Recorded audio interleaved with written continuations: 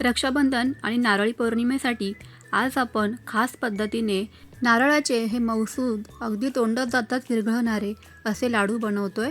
हे लाडू बनवायला तर दिसायला खूपच आकर्षित दिसत आहे। अगदी पाहता क्षणी कोणाचीही खाण्याची इच्छा होईल असे हे मस्त आकर्षक आणि चविष्ट असे लाडू बनून तयार होतात। घरातीलच साहित्यांमध्ये बनतात, त्यामुळे यासाठी कोणत्याही फॅन्सी साहित्याची आपल्याला इथे आवश्यकता लागणार नाही आहे। त्यामुळे रेसिपी खूप साधी सोपी असणार आहे आणि म्हणूनच तुम्हाला ही नक्कीच आवडणार आहे। आता येणाऱ्या या रक्षाबंधनसाठी बाजारातून मिठाई विकत आणण्यापेक्षा घरच्या घरीच असे हे नारळाचे लाडू तुम्ही बनवू शकता। बाजारातून महागड्या किमतीची मिठाई विकत आणण्याची आता आवश्यकता नाही आहे। चला तर पटकन सुरुवात करूयात। रेसिपी अगदी झटपट होणारी आहे, त्यामुळेच इथे अगदी कमीत कमी साहित्य आपल्याला लागणार आहे। तर इथे मी काही ड्रायफ्रूट्स असे घेतलेले आहेत बारीक बारीक कट करून। तुम्ही इथे कोणत्याही प्रकारचे तुमच्या आवडीचे ड्रायफ्रूट्स घ्या तरी पण चालेल। बदाम घ्या, काजू घ्या, पिस्ता घ्या, जे काही अवेलेबल असतील ना तर ते तुम्ही इथे घेतले तरी पण चालणार आहे। आता इथे आपल्याला अर्धी वाटी मिल्क पावडर अशी लागणार आहे। मिल्क पावडरमुळे मिठाई खूप छान बनते, किंवा कुठलाही जो पदार्थ आहे गोडाचा असा मिठाईसारखा तर तो खूप छान चवीचा बनून तयार होतो। तर इथे मी अर्धी वाटी अशी मिल्क पावडर घेतलेली आहे आणि आपल्याला या ड्रायफ्रूट्समध्ये अशी ही मिल्क पावडर मिक्स करून घ्यायची आहे। त्यानंतर इथे आपल्याला अगदी साईसकट 1 ते 2 चमचे फक्त दूध लागणार आहे। साईसकट घाला, म्हणजे काय होतं ना की आतलं जे फिलिंग आहे म्हणजे सारण आहे ना तर त्याला खूप छान चव येऊन जाते। तर तुमच्याकडे साई अवेलेबल नसेल तर काहीच हरकत नाही आहे, फक्त दूध घातलं तरी पण चालेल। आता इथे अगदी अगदी चिमूटभर इथे मी कलर घातलेला आहे, फूड कलर। तुमच्याकडे जर का फूड कलर नसेल किंवा नसेलही घालायचं तुम्हाला तरी पण चालेल, काहीच हरकत नाही आहे, तुमच्या आवडीनुसार। पण थोडंसं छान दिसावं, आकर्षक दिसावं म्हणून इथे मी अगदी चिमूटभर फूड कलरचा, इथे येलो फूड कलरचा वापर केलेला आहे। आता हे सर्वच आपल्याला असं मिक्स करून घ्यायचं आहे। तुम्ही जर का खूप जास्त गोड खात असाल ना तर यामध्ये म्हणजे पिठी साखर घातली तरी पण चालेल, 1-2 चमचे। मी काही घातली नाही आहे कारण खूप जास्त गोड आम्हालाही आवडत नाही। तर तुमच्या आवडीनुसार तुम्ही गोडाचं प्रमाण केलं तरी पण चालेल। आता हे आपलं आतलं सारण इथे बनवून तयार झालेलं आहे। जरा वेळकरिता हे बाजूला असंच ठेवून देऊया। जाड तळाची कढई इथे घ्यायची आहे। यामध्ये 1-2 चमचे साजूक तूप घालायचं, म्हणजे तूप चांगलं गरम होऊन द्यायची काहीच आवश्यकता नाही आहे। अगदी कमी गॅस ठेवा आणि लगेचच यामध्ये आपल्याला 1 वाटी असं दूध घालून घ्यायचं आहे। दूध इथे मी अगोदरच तापवून थंड करून घेतलं होतं, तर तसं दूध घातलं तरी काही हरकत नाही आहे। तर 1 वाटी दुधासाठी आपल्याला अर्धी वाटी इथे मिल्क पावडर घालायची आहे। तर सुरुवातीपासून टोटल आपण 1 वाटी मिल्क पावडरचा वापर केलेला आहे संपूर्ण रेसिपीमध्ये, म्हणजे अर्धी वाटी आपण सारण बनवलं त्यामध्ये घातलं आणि अर्धी वाटी इथे आपण हे जे काही दूध घेतलेलं आहे 1 वाटी तर यामध्ये घातलेलं आहे। म्हणजे 1 वाटी दूध आणि 1 वाटी मिल्क पावडर असं आपल्याला इथे प्रमाण लागलेलं आहे।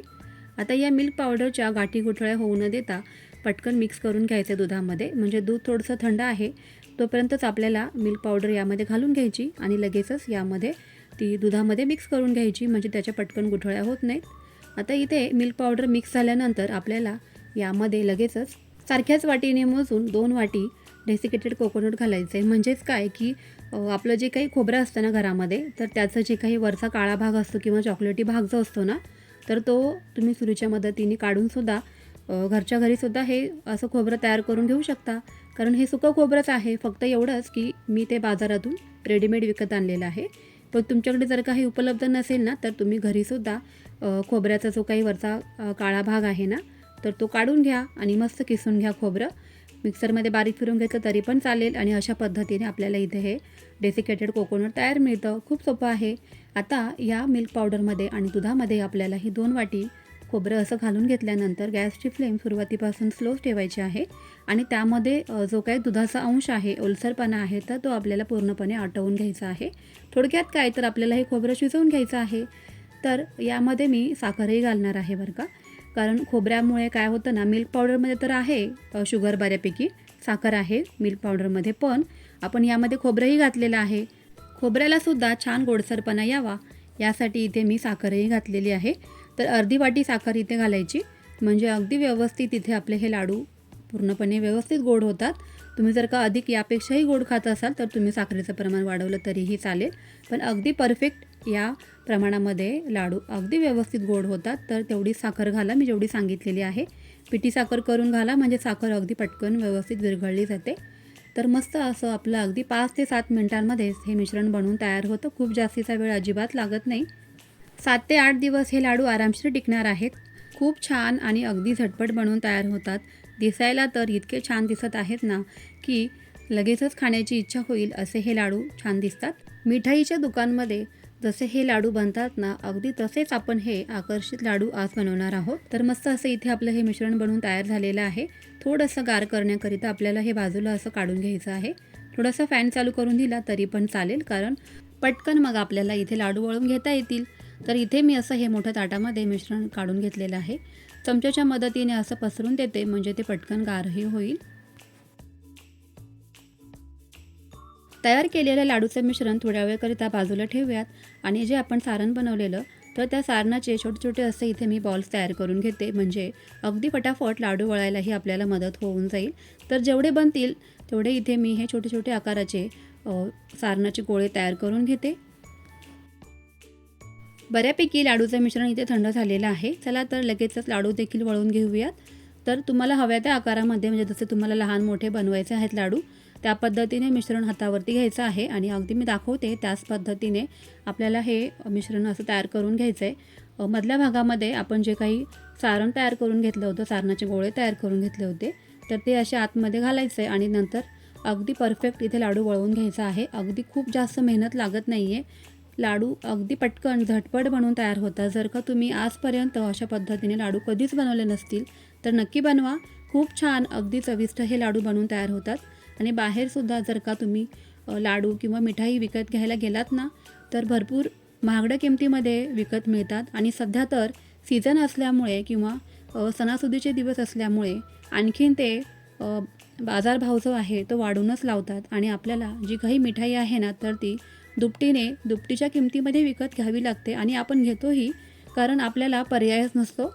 तर त्यापेक्षा आहे ना, तुम्ही अगोदरच असे लाडू जर का 2-3 दिवस बनवून ठेवले ना, तर काहीच हरकत नाही आहे. तुम्हाला रक्षाबंधनासाठी सुद्धा उपयोगी होतील, नारळी पौर्णिमेसाठी उपयोगी होतील आणि लहान मुलांना काय, सगळ्यांनाच घरातील मंडळींना हे लाडू प्रचंड आवडतील, याची तुम्हाला मी खात्री देते. सारख्याच पद्धतीने इथे मी सर्वच हे लाडू तयार करून घेते. त्यानंतर सुक्या खोबऱ्यामध्ये असे हे आपल्याला लाडू पुन्हा एकदा मस्त डेकोरेट करून घ्यायचे आहे, म्हणजे त्यावरून सुद्धा हे जे काही खोबरं आहे ना, ते खूपच छान दिसतं. मिल्क पावडर आणि दूध घातल्यामुळे लाडू तर तोंडात जाताच विरघळतात. यावरून जे काही हे खोबऱ्याचं आपण आवरण केलेलं आहे ना, किंवा डेकोरेशन केलेलं आहे, ते तर अप्रतिमच दिसतं. त्यामुळे तुम्हाला फ्रेंड्स कशी वाटली रेसिपी, आवडली का? यावरून आहे ना, मी काही गुलाबाच्या पाकळ्या आणि थोडंसं पिस्त्याचे असा चुरा करून घातलेला आहे. किती छान दिसतंय ना, मस्त अप्रतिम. अगदी मिठाईच्या दुकानामध्ये मिळेल अशीच ही मिठाई बनवून तयार झालेली आहे. त्यामुळे तुम्हीही या रक्षाबंधनासाठी असे हे लाडू नक्की बनवा. खूप सोपी रेसिपी आहे आणि आवडली असेल तर तुमच्या फ्रेंड्स आणि फॅमिलीसोबत नक्की शेअर करा. पुन्हा भेटूयाच अशाच छानशा एका नवीन रेसिपीसोबत. तोपर्यंत फ्रेंड्स, तुम्हाला रेसिपी नक्की ट्राय करायची आहे आणि मला कमेंट्स करून नक्की कळवा की तुमची मिठाई कशी बनवून तयार झाली ते. पुन्हा भेटूयाच, तोपर्यंत बाय बाय.